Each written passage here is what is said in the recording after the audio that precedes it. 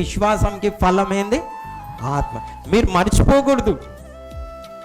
ఎప్పుడెప్పుడైనా మీకు విశ్వాసంతో ఏదైనా దొరుకుతుంది అనగానే ప్రభువా అదైతే దొరుకుతుంది ఓకే, కానీ నా ఆత్మని నేను రక్షించుకునే విశ్వాసం నాకున్నదా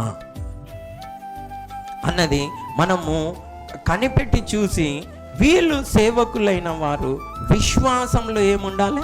మాదిరిగా ఉండాలి. వారి యొక్క ఏమంటారు ప్రవర్తనని మనం చూడాలంట, చూసి నేర్చుకోవాలంట. నేర్చుకొని మనం విశ్వాసం అందు ఏం పొందాలి? అభివృద్ధి పొందాలి. చాలామందికి ఇంకొక మాట కూడా మనం చదవాలి. అదేంటంటే విశ్వాసం అంటే అనుకుంటున్నారు ఫస్ట్ నుంచి లాస్ట్ వరకు ఒకటే అనుకుంటున్నారు, ఓకే విశ్వసించిన కానీ చాలామందికి విశ్వాసంలో ఏం పొందాలి? అభివృద్ధి పొందాలి అని ఉన్నది.